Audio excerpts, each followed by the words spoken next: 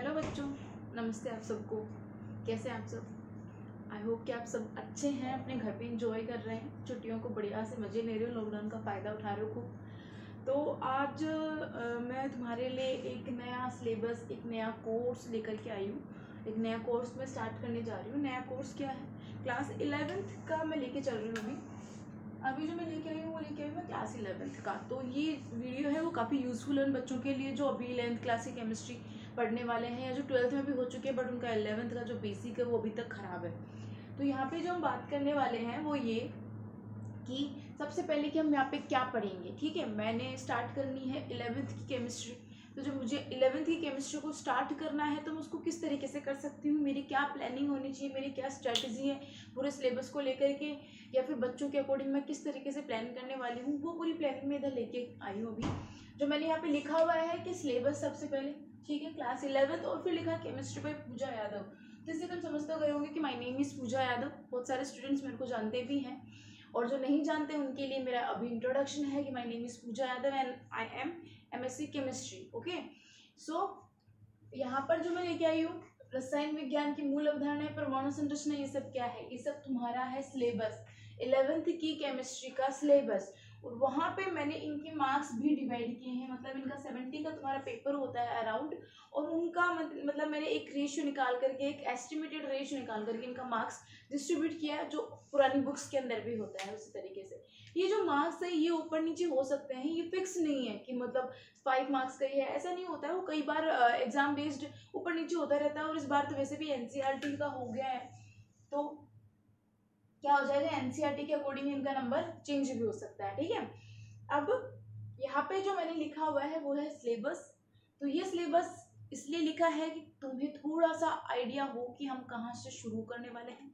तुम्हारे total chemistry के अंदर कितने चैप्टर हैं, ठीक है, उसके बाद में क्या, और वो कौन कौन से किस किस तरीके से है, मतलब उनका थोड़ा सा बेसिक इंट्रोडक्शन, तुम्हें थोड़ा सा पता चलेगा केमिस्ट्री क्या है।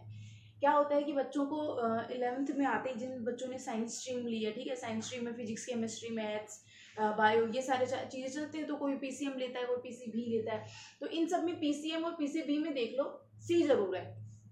कैसे है देखो, PCM और PCB, देखो फिजिक्स मैथ्स बायो, और यहाँ पे जो केमिस्ट्री है वो दोनों ही स्ट्रीम्स में चलती है, चाहे बायो ले लो चाहे मैथ ले लो, आप लोगों को केमिस्ट्री पढ़नी ही पड़ेगी। कोई ऑप्शन नहीं आप लोगों को केमिस्ट्री का छोड़ने का। आगे भी जैसे आप BSc करते हो, आगे आप BTech करते हो, आप कुछ भी करते हो, वहाँ पे केमिस्ट्री चलने वाली है। केमिस्ट्री के पता तो है कि केमिस्ट्री सब जगह चलती है। केमिस्ट्री जितने भी डिपार्टमेंट्स हैं अपने, मोस्ट ऑफ द डिपार्टमेंट, जो फूड से रिलेटेड हो, टेक्नोलॉजी से रिलेटेड हो, या फिर जितने भी अपनी दवाइयाँ होती हैं, मेडिसिन होती है, उन सब में केमिस्ट्री होती है। ओके, तो यहाँ पे अब जो चीज़ है, सबसे मेन जो चीज़ है जिसके ऊपर मैं अभी बात करना चाहती हूँ वो ये है कि तुम्हें केमिस्ट्री को बर्डन नहीं लेना है, ठीक है, इसको इंटरेस्ट से पढ़ना है। ओके, तो यहाँ पे हम सिलेबस की थोड़ी सी बात करते हैं। यूनिट फर्स्ट, रसायन विज्ञान की मूल अवधारणा। अब यहाँ से तुम देख लो, सिलेबस से पता चल रहा है कि ये जो, क्योंकि ये मेरी सारे क्लासें हैं वो कौन सी मीडियम के लिए बना रही हूँ मैं, हिंदी मीडियम के लिए बना रही हूँ। सारी क्लासें कौन सी मीडियम्स के लिए बना रही हूँ मैं, हिंदी मीडियम के लिए बना रही हूँ। इसीलिए ये सिलेबस में हिंदी इंग्लिश दोनों में लेके आई हूँ। हिंदी इंग्लिश दोनों में लाने का मतलब ये है कि केमिस्ट्री कैसा सब्जेक्ट है, या फिर केमिस्ट्री, फिजिक्स, मैथ्स, बायो, चारों ही सब्जेक्ट इस तरीके के होते हैं कि 11th के बाद ओनली हिंदी में चलते ही नहीं है। इंग्लिश मिक्स होता है, कहीं पे हिंदी का शब्द यूज हो रहा था वहीं पे उसका इंग्लिश वर्ड भी लिखा हुआ आ जाता है, कई बार ये ऐसा होता है। और जैसे बड़े बड़े क्लासेस के अंदर आप जाने लग जाओगे तो वहाँ पे आपको हिंदी, जैसे आप इसको रासायनिक आबंधन को केमिकल बॉन्डिंग बोलना ज़्यादा ईजी हो जाता है, ठीक है, आणविक संरचना को मॉलिक्यूलर स्ट्रक्चर ज़्यादा ईजी हो जाता है। तो मैं चाहती हूँ कि जो हिंदी मीडियम वाले बच्चे हैं वो अभी से थोड़ा सा जो जो जरूरी चीज़ें हैं वो अभी से सीखते जाए इंग्लिश के अंदर, ताकि इन फ्यूचर उनको कोई प्रॉब्लम नहीं आए। ठीक है, तो यहाँ पे हिंदी मीडियम वाले बच्चों के लिए क्लासेस हैं जो मैं पूरा हिंदी में पढ़ाने वाली हूँ। यहाँ पर मैं यहाँ पर इंग्लिश का भी यूज़ करूँगी जब जब ज़रूरत पड़ेगी तब तब, ठीक है, और आपकी जैसे भी मतलब जैसे भी आपको समझ में आ रहा है उसी लैंग्वेज में आपको पढ़ाऊंगी मैं।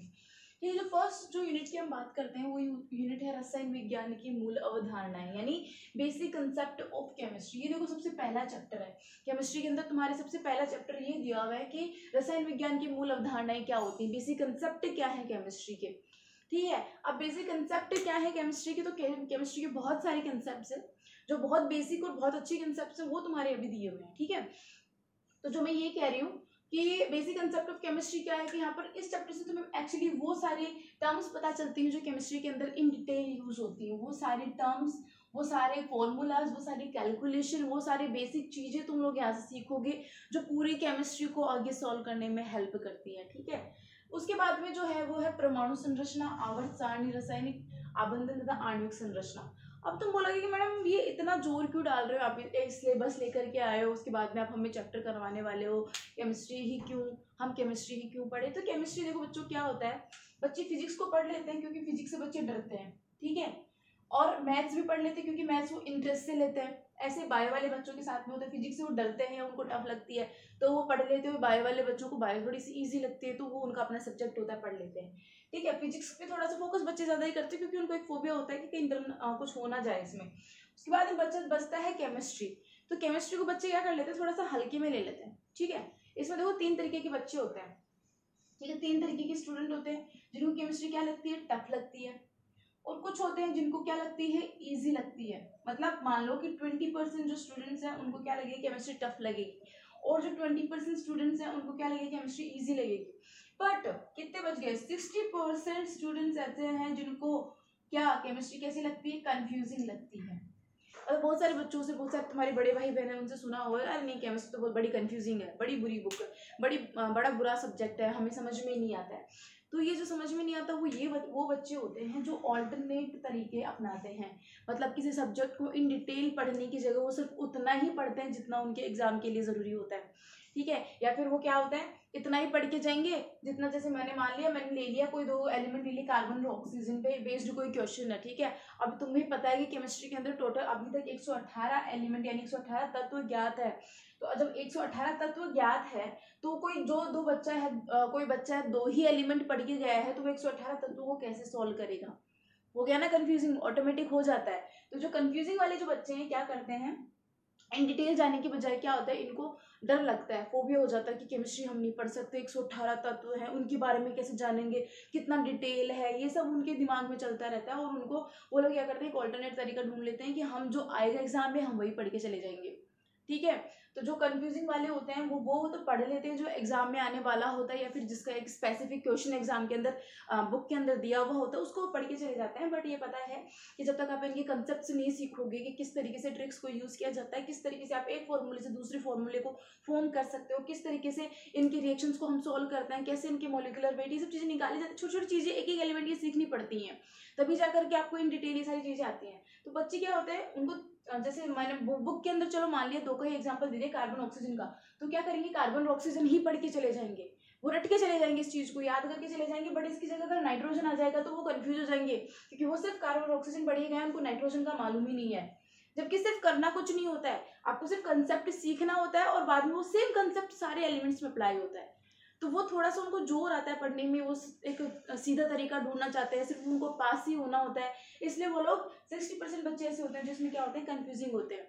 इसीलिए ऑटोमेटिक उनके लिए कंफ्यूजिंग हो जाती है, भाई उनको कार्बन ऑक्सीजन का तो आता है बट उनको नाइट्रोजन का नहीं आता, अब कैसे करेंगे, क्योंकि वो तो रट के गए हैं, सीख के थोड़ी गए। तो यहाँ से क्या पता चलता है कि केमिस्ट्री को पहले सीखना पड़ेगा कि क्या होती है। और जो केमिस्ट्री की ABCD जहाँ से स्टार्ट होती है वो 11th क्लास है।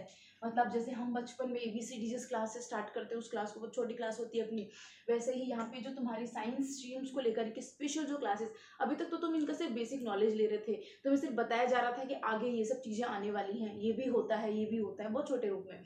अब 10th के बाद में जब 11th क्लास में आ गए हो तो अब से तुम्हें इसकी ABCD स्टार्ट कर देनी है। तो जो ये चैप्टर है, जो ये पूरे तुम्हारे चैप्टर है, ये भी बहुत बेसिक है, ये भी बहुत ज़्यादा डिटेल नहीं है, ये भी एक बेसिक नॉलेज ही है तुम्हारे सब्जेक्ट का। यहाँ पे सिर्फ तुम्हें बताया जा रहा है थोड़ा सा डिटेल में कि ये चीज़ें आगे केमिस्ट्री के अंदर होती हैं और ये चीज़ें तुम्हें काम में लेनी है।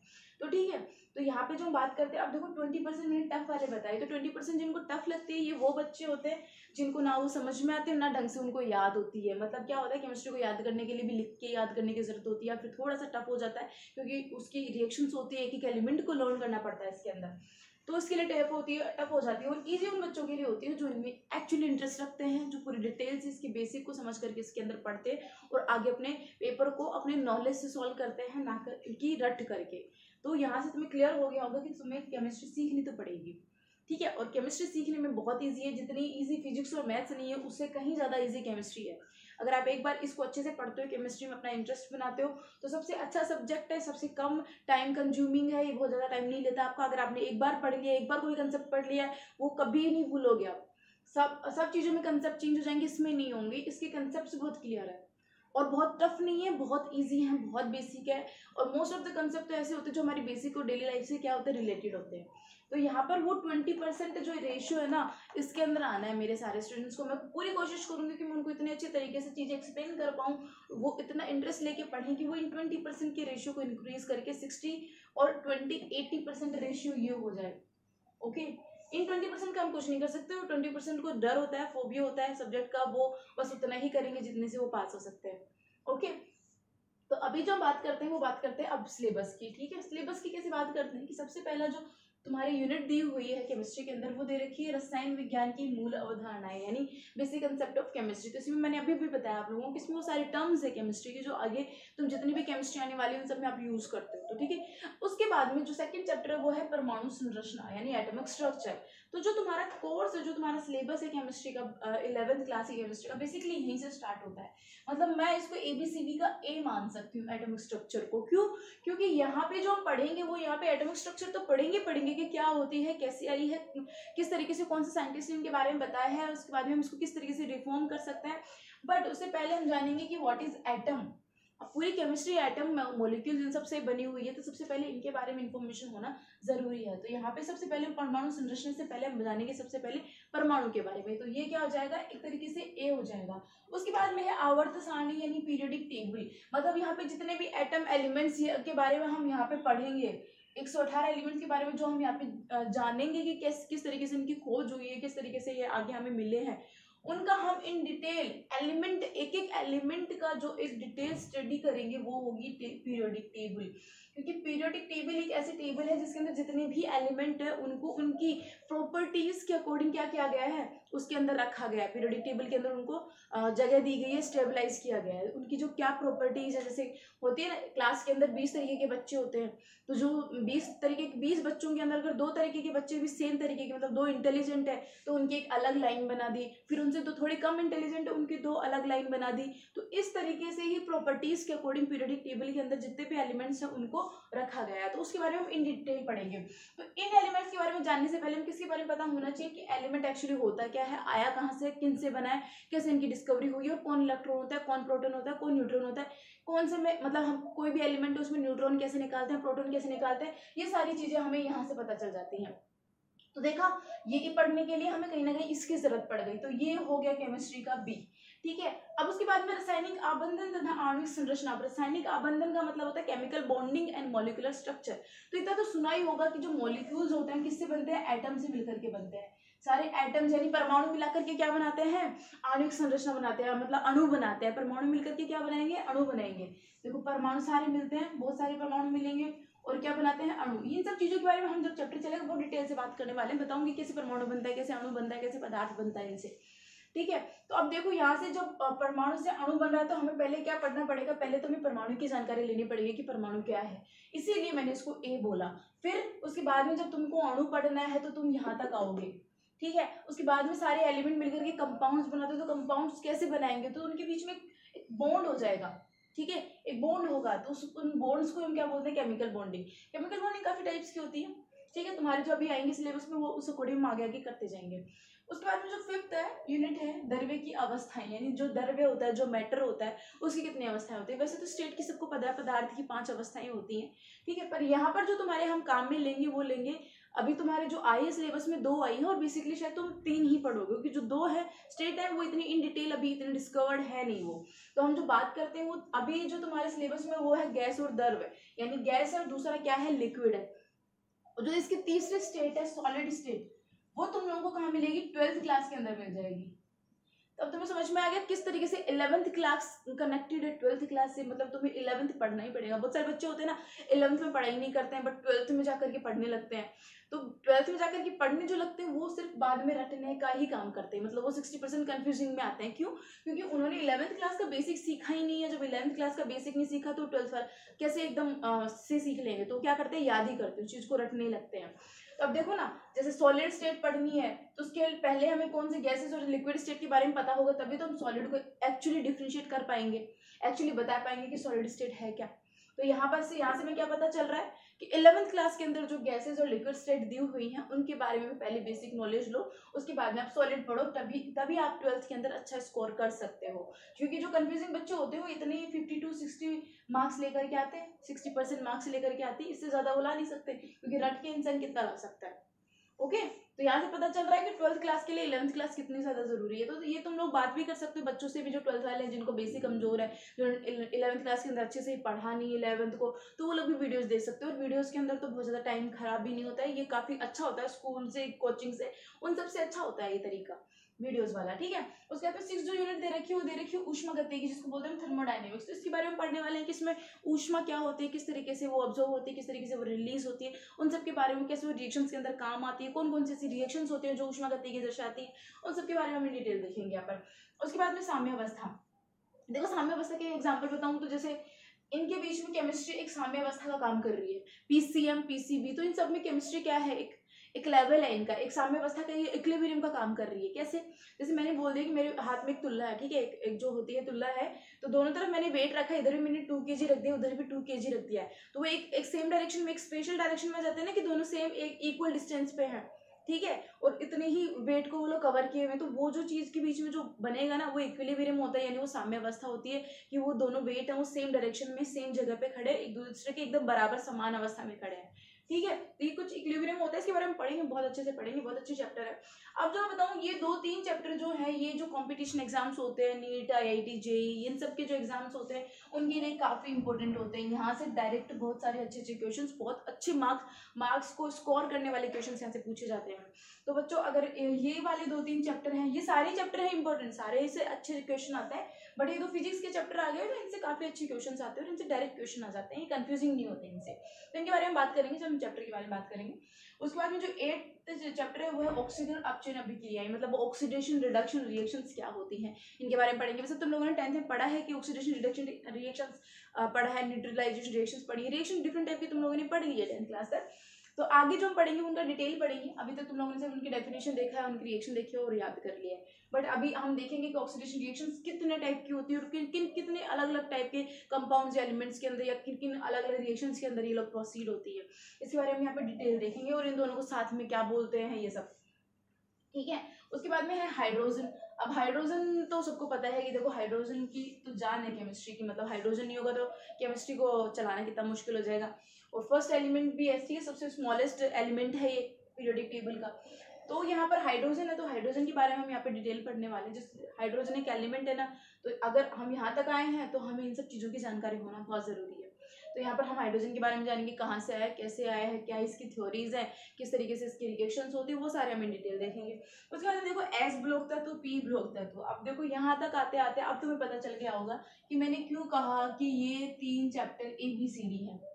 क्यों? क्योंकि यहाँ पे देखो, अगर आप यहाँ से आवर्त सारणी यानी पीरियोडिक टेबल नहीं पढ़ते तो आप एस ब्लॉक एलिमेंट्स यहाँ पे आके डायरेक्ट कैसे पढ़ोगे। मतलब पहले तुम्हें ये जानकारी लेनी पड़ेगी कि पीरियोडिक टेबल क्या होती है। ओके, पीरियोडिक टेबल क्या होती है उसके लिए तुम्हें यहाँ से जानकारी लेनी पड़ेगी, यहाँ से जानकारी लेनी पड़ेगी, तभी तुम यहाँ पे एस ब्लॉक के जितने भी एलिमेंट है उनका क्या करोगे, इन डिटेल स्टडी कर पाओगे। इसमें क्या है, अपने को जो पढ़ना है इस यूनिट के अंदर क्या है, एस ब्लॉक के जितने भी एलिमेंट है हम उनका एक एक एलिमेंट का डिटेल में स्टडी करेंगे, उनके स्ट्रक्चर के बारे में, उनकी रिएक्शन के बारे में, उनके फॉर्मेशन के प्रोसेस के बारे में। ऐसे देखो पी ब्लॉक के एलिमेंट्स हैं, तो पी ब्लॉक के एलिमेंट्स के बारे में जानकारी लेने के लिए भी हमें किसकी, आवर्त सारणी की जरूरत पड़ेगी, मतलब पीरियोडिक टेबल की जरूरत पड़ेगी कि कैसे हम इस चीज को यहाँ पे अभी क्या क्यों पड़ेगी, क्योंकि जितने भी एलिमेंट्स हैं हम इनको पीरियोडिक टेबल के अंदर स्टेबलाइज करते हैं, वहाँ पे हम इनको रखते हैं कैसे, क्योंकि पीरियोडिक टेबल होती है उसके अंदर S P D F मतलब 4 ब्लॉक्स होते हैं। जब हम पढ़ेंगे डिटेल से तो हमें पता चल जाएगा उसके अंदर 4 ब्लॉक्स होते हैं। 4 ब्लॉक्स में S और P मतलब 2 ब्लॉक कौन है, S और P ब्लॉक है, तो जिनके बारे में हमें पढ़ना कहाँ से है, पीरियोडिक टेबल से ही है। तो मतलब इनको पढ़ना है तो हमें पहले पीरियोडिक टेबल आनी जरूरी है। बचे हो डी और एफ ब्लॉक। डी और एफ ब्लॉक जो बचे हैं वो हम पढ़ेंगे 12th क्लास के अंदर। तो तुम्हें फिर से पता चल गया कि इसका कनेक्शन 12th क्लास से कैसे होता है 11th क्लास का, कि डी और एफ ब्लॉक को तो जब तुम 12th में पढ़ोगे तो उसके लिए तुम्हें जरूरी है कि एस और पी ब्लॉक का भी तुम्हें पूरा नॉलेज पता हो, नहीं तो ये दोनों क्या हो जाएंगे, कंफ्यूजिंग हो जाएंगे एज यूजुअल। ठीक है, उसके बाद हम बात करते हैं कार्बनिक रसायन की बारे में बात करेंगे, ऑर्गेनिक केमिस्ट्री की बात करेंगे। बहुत अच्छी केमिस्ट्री होती है क्योंकि केमिस्ट्री की 3 ब्रांचें होती हैं। देखो ऑर्गेनिक, इनऑर्गेनिक, फिजिकल, इन सब के बारे में बातें करेंगे, बता दूंगी मैं इन सब के। तो यहाँ पर कार्बनिक रसायन के बारे में बात, कुछ मूल सिद्धांत इनके और कुछ तकनीकों के बारे में यहाँ पर जानकारी लेंगे। उसके बाद में हाइड्रोकार्बन है। हाइड्रोकार्बन किससे बना है, कार्बन और हाइड्रोजन से बना है। किससे बना है, कार्बन और हाइड्रोजन से मिलकर के बनता है। क्या कौन होते हैं, हाइड्रोकार्बन होते हैं। ठीक है, जैसे क्या होता है, कार्बन और हाइड्रोजन के बीच में बने हुए सारे जितने भी एलिमेंट्स होते हैं, जैसे एल्कीन, एल्काइन, एल्केन होते हैं। सुना है 10th क्लास के अंदर, फॉर्मूलाज देखे हैं। ठीक है, IUPAC नेमिंग देखेंगे, यहाँ पर क्लासिफिकेशन देखेंगे, कार्बन के अपर रूप्स के बारे में हम यहाँ पर जानकारी लेंगे कि जो भी होता है, हीरा होता है, ग्रेफाइट होती है, उन सब के बारे में हम यहाँ पर पता करेंगे कि कैसे वो बनते हैं, क्या उनके स्ट्रक्चर्स होते हैं, क्या उनके फंक्शंस होते हैं। उसके बाद में जो लास्ट चैप्टर है पर्यावरण रसायन यानी एनवायरमेंटल केमिस्ट्री, ये अपने आप में एक अलग सब्जेक्ट है। ठीक है, अपने आप को अलग करता है, बट यहाँ पर भी तुम्हारी बेसिक नॉलेज के लिए तुम्हारे लिए ये वाली केमिस्ट्री भी ये लोग लेके आए, एक चैप्टर लेकर के चलते हैं ताकि तुम्हें थोड़ा सा पता हो जाए कि पर्यावरण से भी केमिस्ट्री किस तरीके से रिलेटेड है, पर्यावरण में कैसे केमिस्ट्री काम आती है। क्योंकि मैंने बोला ना, केमिस्ट्री के बिना लाइफ संभव ही नहीं है। अगर केमिस्ट्री है, हम ऑक्सीजन O2 होता है, ठीक है, ऑक्सीजन है, ओ क्या है, यहाँ पर एलिमेंट है, परमाणु है, क्या है, ये केमिस्ट्री है। CO2 हम रिलीज करते हैं, CO2 यहाँ पर क्या है, केमिस्ट्री है। तो सब कुछ केमिस्ट्री, हम खाते हैं, पीते हैं, कुछ भी करते हैं, हमारी जो भी डेली लाइफ की प्रोसेस होती है, जितने भी एनवायरमेंटल फंक्शंस होते हैं, जो भी प्लांट्स के अंदर होता है, प्लांट्स के अंदर फोटोसिंथेसिस होता है, तो वो क्या है, एक केमिस्ट्री का पार्ट है। पूरी केमिकल रिएक्शंस है सारी, जितने भी अपनी बॉडी में सबको पता है, जितनी भी रिएक्शंस होती है सारी रासायनिक अभिक्रियाएं होती है, केमिकल रिएक्शंस होते हैं, जैसे रेस्पिरेशन होता है, अपना पाचन का सिस्टम होता है, जितने भी काम होते हैं सारे कौन से होते हैं, केमिकल रिएक्शंस के थ्रू होते हैं। तो ठीक है, अपन ने ये बात कर ली इसके सिलेबस के बारे में। मैंने इधर मार्क्स डिस्ट्रीब्यूट करके रखा हुआ है। मैंने बता दिया कि जो हम स्टार्ट करेंगे परमाणु संरचना से स्टार्ट करेंगे, उसके बाद में हम आवर्त सारणी पढ़ेंगे, फिर उसके बाद में हम केमिकल बॉन्डिंग पढ़ेंगे, फिर जो भी आप लोग बोलोगे हम वो चीज़ यहाँ से आगे कंटिन्यू कर लेंगे। अब यहाँ पे जो मोस्ट जो चीज़ एक बात मैं बताने वाली हूँ वो ये है कि इन सब के साथ साथ में, क्लासेस के साथ साथ में मैं क्या लेके चलने वाली हूँ, इनके मैं NCERT सॉल्यूशंस भी लेकर के चलने वाली हूँ। ओके, तो मतलब अगर आपके जो भी डाउट्स होते हैं, जो भी क्वेश्चंस होते हैं, वो भी हम साथ साथ उनको सॉल्व करते हुए चलेंगे। उनको ऐसे नहीं करेंगे कि मैंने सिर्फ कोर्स करवा दिया और क्वेश्चन पे मेरा कोई ध्यान ही नहीं है, ये बिल्कुल नहीं होगा। मैं यहाँ पे स्पेशली क्वेश्चन लेके चलूंगी क्योंकि कई बार याद हम पूरा सिलेबस कर लेते हैं, पर क्या होता है, क्वेश्चन नहीं बताते हैं टीचर्स, तो बच्चों को क्वेश्चन करने आते ही नहीं है। वो थ्योरी याद कर लेते हैं, समझ लेते हैं, बट उन सारी मेथड्स को अप्लाई कैसे करना होता है वो चीज़ उनको समझ में नहीं आती है। तो मैं इन सब के NCERT सॉल्यूशंस हमेशा साथ में लेकर के चलूंगी। ठीक है, इनके सारे क्वेश्चन आंसर्स चलेंगे साथ में। और उसके बाद में जो तुम्हारे लिए जो जरूरी है वो है तुम्हारे लिए कंटिन्यूटी और रेगुलरिटी। मतलब तुम्हें डेली अपनी कॉपी पेन निकालना है, नोट्स बनाना है जो मैं बता रही हूँ वो, और उनको डेली रिवाइज करना है, डेली पढ़ना है। अगर कोई चीज़ में प्रॉब्लम हो रही है, नहीं समझ में आ रही है, वीडियो को 4 बार 5 बार जितनी बार चाहो उतनी बार चला करके देखो। ओके, उसके बाद में जो है नेक्स्ट जो बात है वो ये कि मेरे में कमियां मत निकालना कि मैडम क्या कर रही है, ये कर रही है, नेगेटिविटी मत फैलाना। मतलब बहुत सारे स्टूडेंट्स होते हैं, 100% में से 80% स्टूडेंट्स ऐसे होते हैं जो नेगेटिविटी फैलाने का काम करते हैं। ठीक है, तो नेगेटिविटी मत फैलाओ, पॉजिटिविटी के साथ में स्टार्ट करो जो भी करना है। ठीक है, एक जज्बे के साथ में स्टार्ट करो कि ये तो करना ही है, हमें अच्छे स्कोर करना, हमें केमिस्ट्री सीखनी है। भाई अगर साइंस ले ही लिए तो फिर उसको सीख ही लो ना, उसको बर्डन क्यों बना रहे हो सर के ऊपर कि उसको पास होना मुश्किल हो रहा है, तुम्हारे लिए सीखना मुश्किल हो रहा है। नाम करने के लिए सब्जेक्ट को लेने का कोई जरूरी मतलब नहीं होता है। कोई भी सब्जेक्ट लेते हो, आप आर्ट्स लेते हो, साइंस लेते हो, कॉमर्स लेते हो, उस चीज़ को सीखोगे तभी पता चलेगा। क्योंकि आजकल की जनरेशन भी ऐसी हो गई, अगर आपको किसी चीज़ का नॉलेज नहीं है तो आप कुछ कर नहीं सकते इस फील्ड के अंदर। अगर आप केमिस्ट्री से, चलो मान लो आपने साइंस ले लिया, साइंस से आपको आगे लाइफ में फ्यूचर बनाना है, तो आपको भी पता है कि उसको डिटेल जाके कि आपको सीखना पड़ेगा। अगर आप ऊपर से पढ़ करके अपना फ्यूचर बनाना चाहते हो तो भैया आजकल बहुत कॉम्पिटिशन है, बच्चे बहुत पढ़ के आते हैं, बहुत डिटेल से पढ़ के आते हैं। तो आप इस चीज़ पे बिल्कुल चलो ही मत, ऑल्टरनेट मत देखो, कोई शॉर्टकट ढूंढो ही मत, आराम से डिटेल से चलो। वॉर टाइम में घर पे फ्री बैठे हैं, जितनी बार चाहो उतनी बार तुम लोग इस चीज़ को पढ़ सकते हो। ठीक है, तो यहाँ से हम स्टार्ट करेंगे। अगर आपको वीडियोस पसंद आती हैं, आपके कोई दोस्त है जिनको केमिस्ट्री पढ़नी है, या फिर जो भी केमिस्ट्री पढ़ने वाले बच्चे हैं, आप उनसे अपने वीडियोस को शेयर करिए, मेरे सारे जितने भी वीडियोस होते हैं, और मेरे चैनल को क्या करिए, सब्सक्राइब करिए, ताकि और साइड में एक बेल आइकन होता है उसको भी प्रेस कर दीजिए, घंटी जैसा होता है उसको प्रेस कर दीजिए। वो क्यों? क्योंकि जैसे मैं कोई वीडियो डालती हूँ आपको उसका अपडेट मिल जाएगा। कोई स्पेसिफिक पर्सन को आपको शेयर करके बताना नहीं पड़ेगा कि भाई वीडियो अपलोड हो गई है, आपको खुद ही ऑटोमेटिक उसका नोटिफिकेशन या मैसेज मिल जाएगा। ओके, ठीक है, मैं होप करती हूँ आप लोगों से कि आप लोग अच्छे से पढ़ोगे, आप लोगों को जो मैं बताऊंगी वो समझ में भी आएगा। और अगर इन केस कोई प्रॉब्लम होती भी है तो हम उस चीज़ को डिस्कस कर लेंगे, मैं इंप्रूव कर दूंगी, मैं उस पर मैं वीडियो फिर से बना दूंगी, तो आप लोग बिल्कुल हेजिटेट मत होइए, 100% ट्रस्ट लेकर के चलें, क्योंकि विश्वास में शक्ति होती है। 100% विश्वास करोगे तभी मैं अच्छा काम कर पाऊंगी और आपको अच्छा नॉलेज दे पाऊंगी। ओके, और कंपैटिबिलिटी की बात होती है टीचर स्टूडेंट्स के अंदर, वो जितनी जल्दी बन जाए उतना अच्छा होता है। तो मैं भी पूरी कोशिश करूंगी कि आप लोग मेरे से इंप्रेस्ड हैं, और आप लोग भी पूरी कोशिश करना कि मैं आप लोगों से इंप्रेस्ड हूँ। ओके, तो वीडियो को शेयर करना, सब्सक्राइब करना, जितने भी दोस्त हैं आपको उन सबको इस बारे में बताना। अभी जो स्टार्टिंग में हम ये 3 चैप्टर लेके चलेंगे, उसके बाद हम कोई भी चैप्टर पढ़ लेंगे। ठीक है, थैंक यू।